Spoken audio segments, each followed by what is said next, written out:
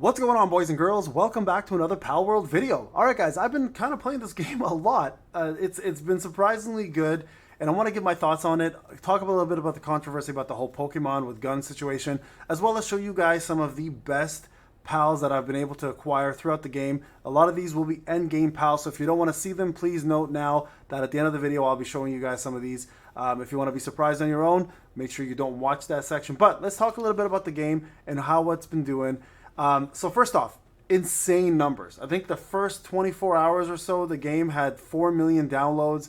So there has been a lot of interest in the game, clearly. A lot of people have been giving it credit where it's due. The game is a lot of fun. And yes, it is in fact Pokemon with guns. Let's be real. But there's a actually pretty deep mechanic system built in for the survival part of it, as well as other things that a lot of people are not giving it credit for. And that is, it's actually a pretty full game. Yes, it's early access. Yes, the devs have a bad rep with Craftopia because that game's been in early access for years, but it doesn't mean that this game will suffer the same fate, right? So I have to admit, guys, I've put a lot of hours in now. In my case, I've made myself somewhat of a god in this game, so I've been able to explore this without much of a hassle, but it's been giving me the opportunity to kind of see what's out there, how the world is built, how vast it is. And I can tell you guys now, if you're going to play this without making yourself a god like I did in this in my own server, it's a single player server, you're going to enjoy it. And this will be a game you'll play for a long time if you can get a couple friends in, especially with friends. If you guys can get friends in this, you guys are set for quite some time. Now, with that being said, couple flaws with the game. When you're playing solo player like this, the world is a little bit dead. I feel like there's not enough actual NPC humans out there that don't attack you. Even when you get into towns, the towns are very desolate. Like, for example, here's a town right there. It's a pretty big town for the game, but when you get there, there's 3 merchants, 4 NPCs, really not much interactions for that. So that part kind of does suck. I have to admit, I wish the world was a little bit more lively with NPCs, especially in solo player mode. But with that being said, the world is in fact filled with pals, and that's something you'll run into on a constant basis. And there are quite a few different ones out there for you to explore. So a couple things a lot of people need to note as well. There are going to be regular style pals, which you'll see just kind of like roaming around. They look normal size, nothing really special about them. And then there's the shiny pals. Shiny pals are rare pals, which you're going to hear like a glitter in your ear or on your microphone or not microphone, sorry, your headset or your PC or your speakers. And essentially that pal is going to look 4 or 5 times bigger than it normally does. And that's going to be a pal that's considered a rare pal, which has a lucky trait associated to it, which is something you definitely want to find. So there's different pals out there, but there are ones that you want to look at. They're kind of like the shiny versions of Pokemon. Essentially what they are. They're just shiny pals. And you want to definitely try to hunt those down as well too. Now, another cool thing I have to give the devs credit for, and they've done an amazing job for this, is every pal has an associated special weapon. Not every pal, sorry, most pals do at least, that I've been able to catch. For example, like the penguin has a rocket launcher, the Tanzine has a machine gun.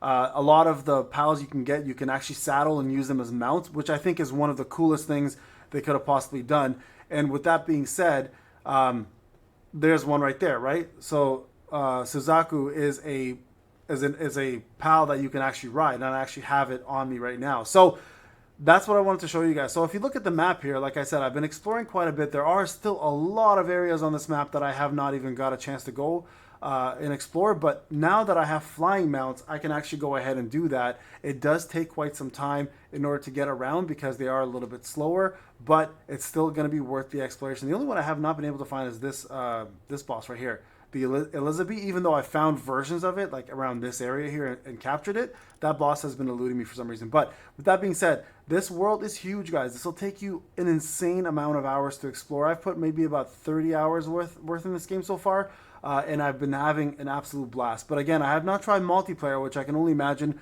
is going to be that much better. Now, if you look at the building system, I put a lot of things away for now. There is quite a bit to build. Like, you have so many different cycles of building to do, and it just gets more complex every time. You got productions. You guys can have your pals create guns for you. You can have them create medicine. You can have them create weapons. It's crazy, like the amount of things you can do. Here's things for the pals. They have their own assembly line where they can create spheres for you as well too, so you can run around, capture more pals this way. They have incubators. They have a freaking arena that you can put pals against one another. it gets pretty crazy, guys. I will have to call the view cage right here. It gets pretty intense. Like you can see here, like even for your home, you can make your home pretty crazy and elaborate. So like there's a lot of different systems. You make kitchens, you can make different structures like coolers, heaters. You can make large pal beds. You can make yourself a nice fine bed. You can make generators. I mean, like this game has a lot going for it, especially if you like building. If you like building games, look at this foundation. Look at these kind of houses. You can make a metal house, a stone house. I mean, there's just so much going for it. Look at this mounted crossbow, a mounted machine gun in case there's raids, right? Because people raid your actual base. So you can put bear traps and one thing that's a little twisted in this game, and I'm gonna say this up front, you can capture humans and sell them. And you can sell their body parts. You can throw them into your base and have your guys eat them. It gets pretty intense, the things that you can do. So this game overall is a very mature Pokemon style game, but at the same time, it's got so much more going for it. And I think a lot of people are too focused on the actual pals and their looks versus the depth of this game itself. So with that being said, speaking of pals, let's show you guys some of the best ones I've been able to find. Now remember, these are going to be some end game pals. So if you don't want to see these, this is where you want to stop the video. But I'm going to show you guys what I have and what I've been able to do. Okay, so here's one that I've been able to find called German Tide. Look at this thing. Look at this thing. It's insane. And you can actually ride it in the water if you want to. One of the coolest looking ones. Now, it does, of course, look like a very famous Pokemon. I'm not going to say its name because it transforms after Magikarp. Yes, it does. It even has a very similar name. But again, it's got its own look and feel. And it's pretty damn cool. So there's one. All right, I'm going to go through these. Here's Anubis, which I think is such a badass looking one. Look at this. Anubis as a pal looks so incredible.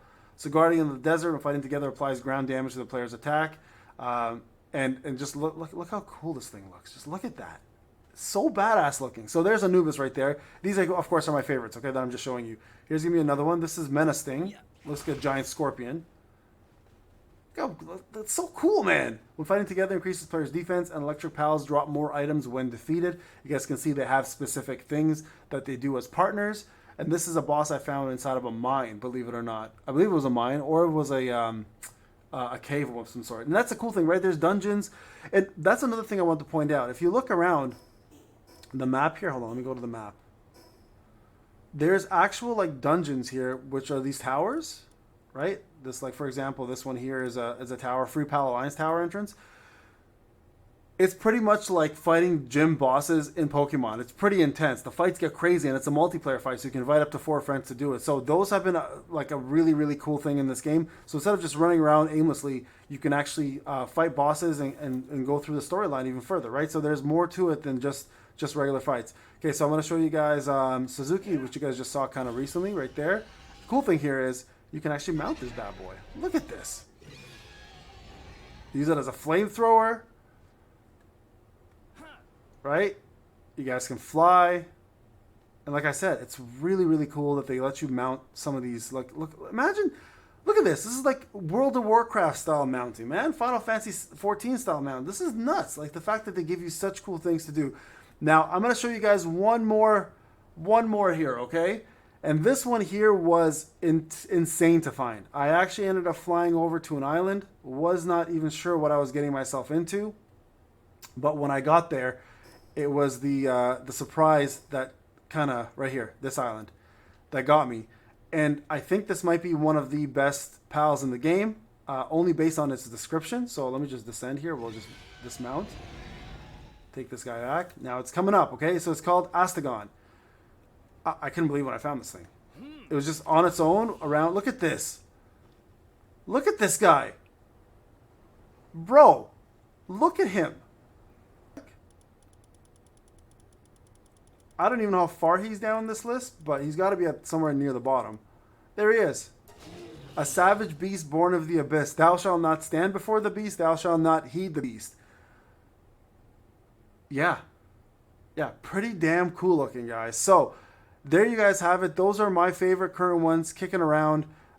This guy here, I just need to get a saddle so I can mount him. But this is what I'll be riding the entire time I play this game. All right, guys, this is Payne. Hope you enjoyed the video. Hope you guys enjoy some of the end game ones at least out here. Again, game is huge. Get on there, have fun, make your server, make yourself a god if you want, go explore, go see what this world has to offer. But I highly recommend, I have another account, play multiplayer with friends, play normal mode, and you'll enjoy the survival aspect of it a lot more than you actually might think. Even if you're not a survival aspect guru or even like those kind of games, this game has made me love survival games even more. I've gone back and actually enjoyed my other survival games much more after playing this one. So there you guys have it. This is Payne. Hope you enjoy the game. Hope you enjoy the video. I'll talk to you guys in the next one. Take care.